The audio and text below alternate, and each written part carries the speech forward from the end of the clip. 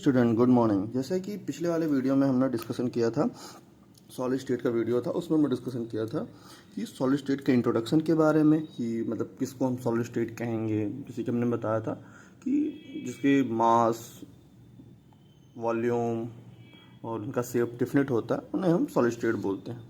Solid state के type के बारे में क्रिस्टलाइन एमार्फस हमने ये देखा था। टाइप ऑफ क्रिस्टलाइन सॉलिड देखा था हमने, जिसमें 4 टाइप के थे। मॉलिक्यूलर सॉलिड था, आयनिक सॉलिड था, और हमारा मेटालिक सॉलिड था, कोवैलेंट सॉलिड था। उनके हमने कुछ प्रॉपर्टीज़ के बारे में भी डिस्कशन किया था। फिर हमने देखा था 7 क्रिस्टल सिस्टम, जो कि हम आज वहीं से स्टार्ट करने वाले हैं। तो ये तो हमारे प्रीवियस वीडियो का पॉइंट था। आज का हमारा गोल क्या है कि हम क्रिस्टल सिस्टम के जो 7 हमारे क्रिस्टल सिस्टम, उनके हम फिगर को देखेंगे।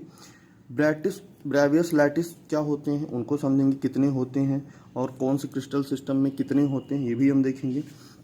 हम उसके बाद क्यूबिक क्रिस्टल सिस्टम के बारे में बात करेंगे, और फिर हमने उसके बाद देखेंगे number of atoms in units. तो अगर आपने हमारी पिछले वाले वीडियो के 4 टॉपिक नहीं पढ़े हैं तो आप डिस्क्रिप्शन बॉक्स में लिंक है, वहाँ जाके आप देख सकते हैं।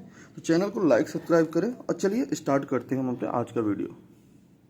तो देखिए, ये है हमारे 7 क्रिस्टल सिस्टम की, एनसीईआरटी की बुक है। 7 क्रिस्टल सिस्टम की ये हैं सातों फिगर। जैसे ये क्यूबिक का हो गया, जिसमें ए बी सी ये सब क्या है, इक्वल है। और 90 है, जो कि क्यूबिक का एक्जियल डिस्टेंस होता है और एक्जियल एंगल होता है, सब इक्वल होते हैं, इसीलिए इसको मोस्ट सिमेट्रिकल बोला जाता है। हम टेट्रागोनल की बात कर लेते हैं। टेट्रागोनल देखिए, एंगल सारे 90 है, सभी एंगल इक्वल है, लेकिन ए बी के इक्वल है लेकिन सी के इक्वल नहीं, जो कि ये पैरामीटर भी होता है। ये ऑर्थोरोम्बिक का फिगर है, जिसमें ए बी सी कोई इक्वल नहीं है, लेकिन एंगल तीनों का इक्वल है। हेक्सागोनल में हम देखें तो हेक्सागोनल में ए बी ये 90 हैं, मतलब अल्फा बीटा 90 हैं, लेकिन गामा 120 के है। लेकिन ए बी सी तीनों एक दूसरे के, ए बी इक्वल हैं लेकिन सी इनके इक्वल नहीं। वहीं हम रोम्बोहेड्रल में बात कर लेते हैं, तो रोम्बोहेड्रल में ए बी सी ये तीनों एक दूसरे के इक्वल हैं, ए बी सी सब इक्वल हैं, लेकिन इनके जो बॉन्ड हैं वो इक्वल तो हैं लेकिन 90 नहीं। यानी कि ए बी सी ये तीनों इक्वल हैं, लेकिन अल्फा बीटा गामा भी इक्वल हैं, लेकिन ये 90 डिग्री नहीं। वहीं अगर हम मोनोक्लिनिक की बात करें तो मोनोक्लिनिक में ए बी सी ये इक्वल नहीं है, ए बी सी इक्वल नहीं है। लेकिन अगर हम एंगल की बात करें तो देखिए, गामा 90 है, अल्फा 90 है, यानी ये दोनों 90 हैं लेकिन बीटा 90 नहीं। ठीक, तो अब उसके बाद ट्राई क्लिनिक बात कर लेते हैं। ट्राई क्लिनिक का जैसे हम जानते हैं कि मोस्ट अनसिमेट्रिकल क्रिस्टल सिस्टम होता है। जैसे इसमें ना तो ए बी सी इक्वल होते हैं, ना ही अल्फा बीटा और गामा दूसरे के इक्वल होते हैं। तो ये तो था हमारा फिगर 7 क्रिस्टल सिस्टम का। अब हम देख लेते हैं ब्रेवियस लैटिस, यानी कि कौन से क्रिस्टल सिस्टम में कितने ब्रेवियस लैटिस होते हैं और कितने टोटल होते हैं, आगे हम डिस्कशन करते हैं। जैसे हमें पता है कि टोटल 14 ब्रेवियस लैटिस होते हैं। टोटल कितने होते हैं? टोटल 14 होते हैं, जिसमें से 3 क्यूबिक के होते हैं, यानी क्यूबिक क्रिस्टल सिस्टम के 3 ब्रेवियस लैटिस होते हैं। प्रिमिटिव यानी कि simple, body centred, face centred. वहीं टेट्रागोनल के 2 होते हैं, वहीं ऑर्थोरोम्बिक के 4 होते हैं। Primitive, end centred, body centred, face centred. इसके कितने होते हैं? 4 होते हैं ऑर्थोरोम्बिक के। Primitive, end centred, body centred, face centred. और अगर हम बात करें हेक्सागोनल की, तो हेक्सागोनल में सिर्फ एक होता है, और वो कौन सा होता है? प्रिमिटिव होता है। ये मोनोक्लिनिक का दिया गया है। देखिए, ये लैटिस दिया गया है मोनोक्लिनिक का, जिसमें मोनोक्लिनिक प्रिमिटिव होता है। हेक्सागोनल का लैटिस है। हेक्सागोनल लैटिस जैसे कि आप पीछे देख चुके हैं हेक्सागोनल क्रिस्टल सिस्टम के बारे में। ये रोम्बोहेड्रल का है, और ये हमारा ट्राई क्लिनिक है। ट्राई क्लिनिक में आप देख सकते हैं कि मोस्ट अनसिमेट्रिकल होते हैं, ए बी सी या अल्फा बीटा गामा, इसमें कोई इक्वल नहीं होता है। तो हमारे पास टोटल 14 ब्रेवियस लैटिस होते हैं। ठीक, तो आप बस ये याद रख सकते हैं कि किस क्रिस्टल सिस्टम के पास कितने ब्रेवियस लैटिस होते हैं। तो हम आपको एक बार रिवाइज करा दें। देखिए, क्यूबिक के पास कितने होते हैं? क्यूबिक क्रिस्टल सिस्टम में 3 ब्रेवियस लैटिस होते हैं। टेट्रागोनल में 2 होते हैं। ऑर्थोरैम्बिक में 4 होते हैं। हेक्सागोनल में 1, रोम्बोहेड्रल में 1, मोनोक्लिनिक के पास 1 होता है, 2 होते हैं, और ट्राई क्लिनिक के पास 1 होते हैं। तो टोटल अगर हम देखें तो हमारे पास 14 ब्रेवियस लैटिस होते हैं। तो अब हम डिस्कशन करते हैं कि क्यूबिक क्रिस्टल सिस्टम के बारे में हम ब्रीफली डिस्क्राइब करते हैं कि वो कैसा होता है, वो कितने टाइप का होता है, उसमें नंबर ऑफ एटम कितने होते हैं। चलिए स्टार्ट करते हैं। क्यूबिक क्रिस्टल सिस्टम का मतलब ये होता है कि इसका जो यूनिट सेल हो वो कैसा हो, वो क्यूबिकल होना चाहिए। कैसा होना चाहिए? वो क्यूबिकल यानी क्यूबिक शेप का होना चाहिए, यानी कि वो कुछ इस तरीके का होना चाहिए। फिगर थोड़ा टेढ़ा बन जाएगा तो please don't mind.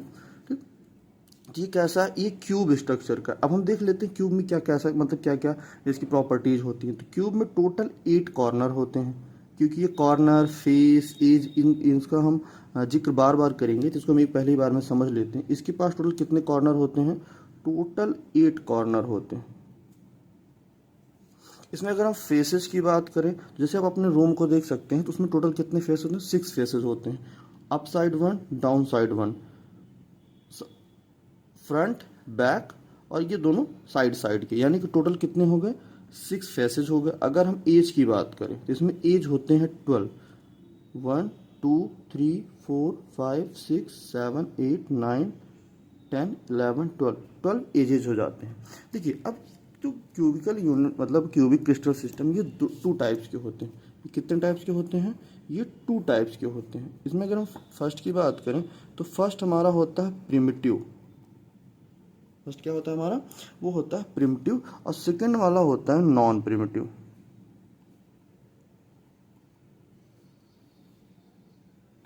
Non primitive, देखिए प्रिमिटिव में सिर्फ एक पाया जाता है और वो होता है सिंपल क्यूबिक यूनिट सेल। जबकि नॉन प्रिमिटिव में 2 पाए जाते हैं, इसी को हम एफसीसी भी बोलते हैं। नॉन प्रिमिटिव में बीसीसी पाया जाता है, सॉरी एफसीसी पहले हम देख लेते हैं। FCC face centred unit cell. और सेकंड वन इसमें होता है बीसीसी। बीसीसी का मतलब बॉडी सेंटर्ड यूनिट सेल। यानी कि जो क्यूबिक क्रिस्टल सिस्टम होता है वो 2 टाइप्स का होता है, प्रिमिटिव, नॉन प्रिमिटिव। प्रिमिटिव में सिंपल क्यूबिक यूनिट सेल को हम पढ़ते हैं, और नॉन प्रिमिटिव में हम पढ़ते हैं एफसीसी को और बीसीसी को पढ़ते हैं। ठीक, तो हम डिस्कशन करते हैं, पहले इसका डिस्कशन कर लेते हैं एससीसी की। देखिए सिंपल क्यूबिक यूनिट सेल में क्या होता है। देखिए जैसे कि हमारे पास एक क्यूब होता है, अगर हम क्यूब की बात करें तो इसमें 8 कॉर्नर होते हैं,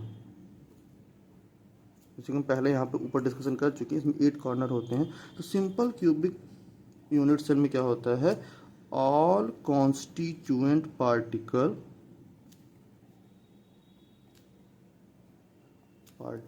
प्रेजेंट ऑन ऑल कॉर्नर। तो ये सभी कहाँ प्रेजेंट होंगे? सिर्फ और सिर्फ कॉर्नर पर ही प्रेजेंट होंगे।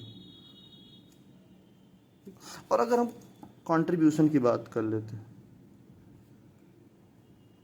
Contribution of atom at different position. देखिए अलग अलग पोजीशन पे इसका कंट्रीब्यूशन किस तरीके से होता है। देखिए कॉर्नर की बात कर लेते हैं पहले। देखिए कॉर्नर, जब कॉर्नर पे होता है, सपोज करिए आप फिलहाल, देखिए अगर ये फिगर, अगर हम अज्यूम करें कि ये हमारे जो हम एक यूनिट से लिए हैं उसका ये रूफ है, यानी उसका एक छत है ये, और यहाँ बीच में हम एक एटम रख दें, तो अभी आपको फिलहाल दिख रहा होगा कि ये टोटल कितनों से बिलोंग कर रहा है। यानी इसमें भी पार्टिसिपेट कर रहा है, इसमें पार्टिसिपेट कर रहा है, इसमें पार्टिसिपेट कर रहा है, इसमें पार्टिसिपेट कर रहा है। लेकिन अब इसी के ऊपर 4 रूम और बन सकते हैं, यानी कि इसका जो कॉर्नर, यानी कि एक यूनिट सेल, अगर हम इसको एक यूनिट सेल माने तो इस एक यूनिट सेल पे ये कॉर्नर पे रखा हुआ एटम टोटल 8 रूम में कंट्रीब्यूशन कर रहा है, यानी 1 2 3 4 और जस्ट इसके ऊपर 4। यानी इसका जो कंट्रीब्यूशन एक रूम के, अगर एक एटम 8 रूम में कंट्रीब्यूट कर रहा है तो एक रूम का जो इसका कंट्रीब्यूशन होगा वो क्या होगा? 1/8 होगा। वहीं अगर हम इसके यहाँ फेस पर रख दें, सपोज करिए हम एक वाल पे अगर कोई चीज़ रख दें, तो सपोज करिए किसी पेपर पे अगर हम यहाँ पे कुछ चीज़ रखते हैं, सपोज करिए इस तरीके से, तो आप देखिए इसकी निब यहाँ भी दिख रही है, यानी कि अगर इसके फेस पे कोई चीज़ रखेंगे तो उसका कंट्रीब्यूशन सिर्फ और सिर्फ 2 यूनिट सेल में होगा, यानी कि ओनली 2 यूनिट सेल में होगा। यानी फेस पर अगर हम बात करें, जिसका जो कंट्रीब्यूशन होगा वो 1/2 होगा।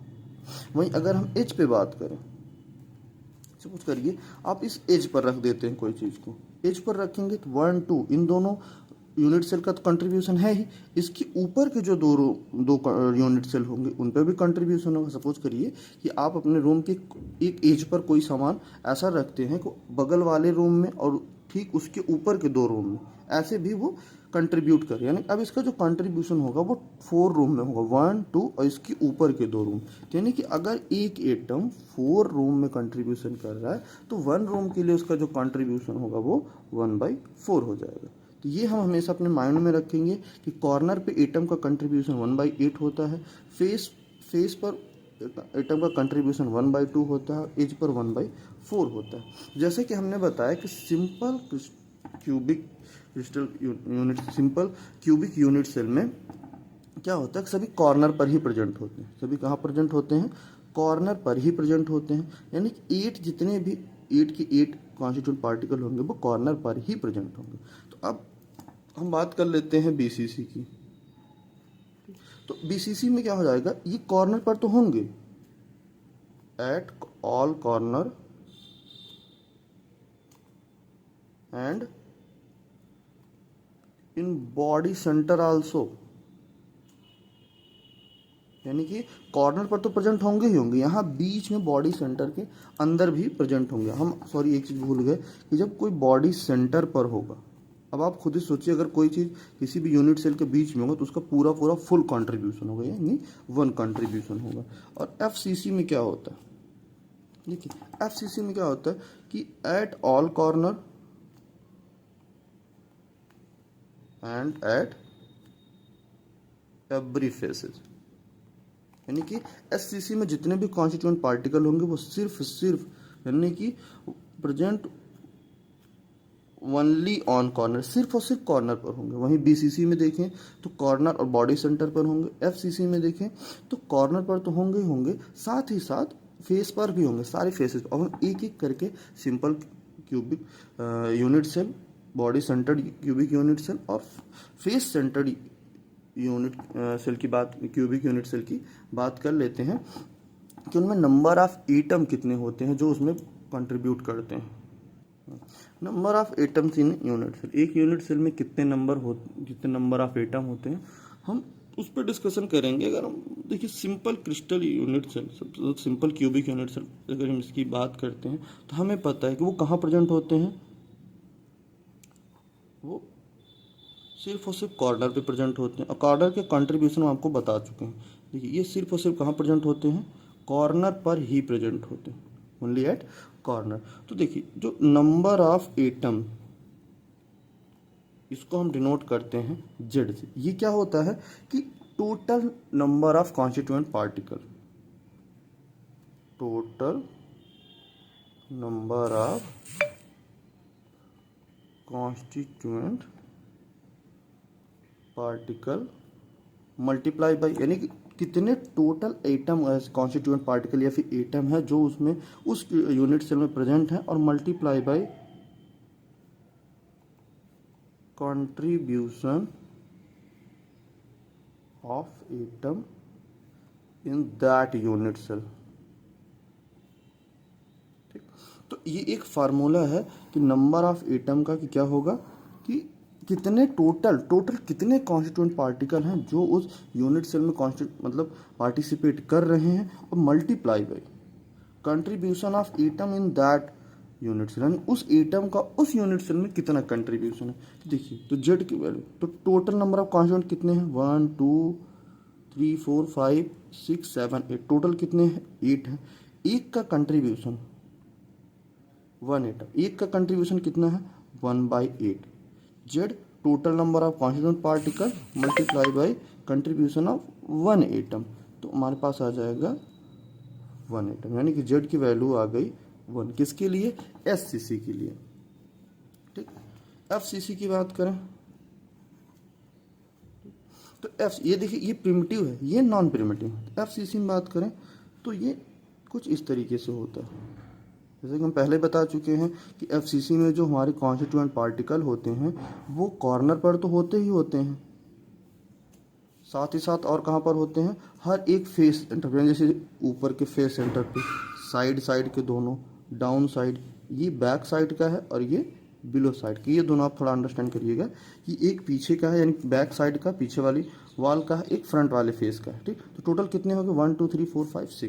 ठीक, तो अगर हम जेड की वैल्यू निकालें, हम इस फार्मूले को बार बार नहीं लिखेंगे कि number of atom, total number of atom कितने, total number of constant particle. देखिए कॉर्नर पे कितने हैं, 1 2 3 4 5 6 7 8। तो पहले हम कॉर्नर का देख लेते हैं, कॉर्नर प्लस फेस, 8 इंटू 1/8। जैसे कि आप सिंपल क्यूबिक यूनिट आपने सिंपल क्यूबिक में आप निकाली, SCC में आप निकाल ही चुके हो।